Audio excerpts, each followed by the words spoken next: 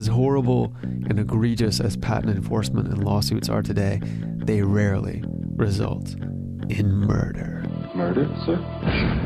But things were different in 1879. That's when a hounded and pursued patent violator struck back and made it possible for average working people to afford quality dentures. It's a very historically significant murder. I mean, anyone who ever gets dentures, is indirectly affected by this crime.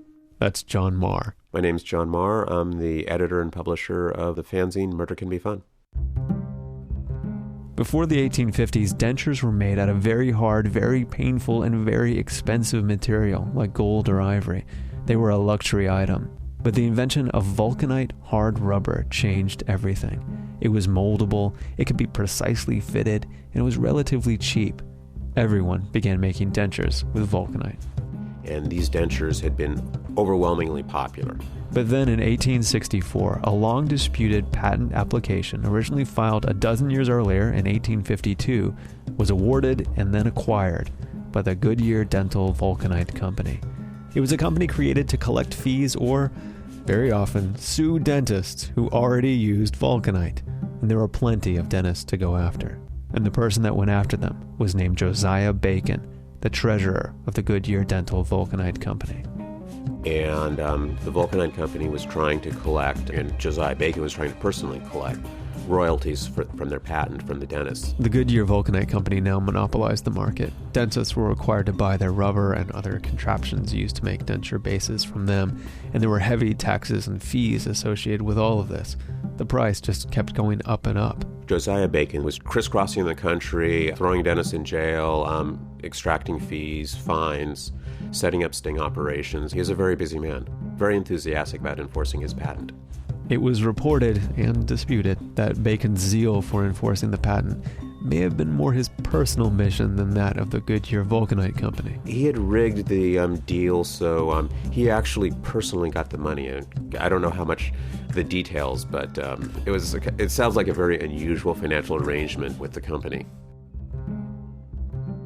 Enter Samuel Chalfant, a dentist who made dentures and who didn't pay the Goodyear Vulcanite Company for the privilege. And Josiah Bacon was out to make an example of him. Josiah Bacon had chased Chalfant out of Delaware, out of St. Louis, and finally in San Francisco. And he was swearing he was going to send him to prison. Samuel Chalfant was completely beaten down by this relentless pursuit and claimed that he went to Josiah Bacon's San Francisco hotel room on Easter Sunday, 1879, to make peace, to pay whatever he could, and just go back to being a simple dentist. However, Chalfant, he had a gun in his pocket. And as he says, he argued with Bacon. Bacon threatened to send him to prison to command some respect. Chalfant pulled the gun, and as guns that you wave in front of your enemies always do, it went off. Samuel Chalfant murdered Josiah Bacon. Chalfant was extremely upset. He sat in the hotel suite waiting for people to come in to capture him. Everyone was down at breakfast, so he slipped out of the hotel. And he wandered around the city and took a room in a cheap rooming house and just kind of laid in bed for a couple days, guilty, feverish, distraught. And then he turned himself into the police. He made a statement to the police where he said that he had shot Bacon accidentally. And the police believed he was sincere, thinking that he'd have to come up with some story better than that if it was truly premeditated. However, when it came time for a trial, the prosecution had this man marching into the hotel room of his bitterest enemy with a loaded gun in his pocket. The consensus was he was very lucky to get off with a 10-year sentence for second-degree murder. He actually had a very good gig in prison. He was the prison dentist. He had an office outside the walls. Or actually, most importantly, he didn't have to work in the jute mill making burlap sacks like most of the other poor guys did. The only part of the prison uniform he had to wear were striped trousers. His patients who weren't convicts, he could collect fees from. For being in San Quentin, he had it pretty good, but nonetheless, he just found it enormously oppressive and was quoted as saying that he would almost have preferred to have gone to the gallows than to just be locked up in a cell for 15 hours out of 24. Chalfant had a female admirer on the outside, fighting for his release by normal legal means. But it was alleged that she also tried to get him out of prison through less than legal means.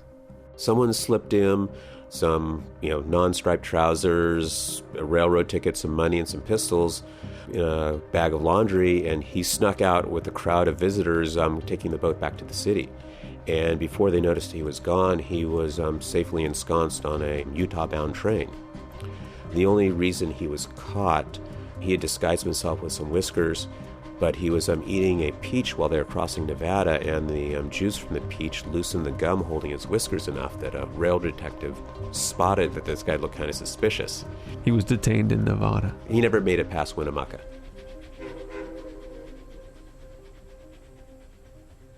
Even though he got caught escaping, he was later pardoned and only spent 6 years in prison when he got out. He returned to San Francisco and was a very successful dentist until he retired shortly before the earthquake.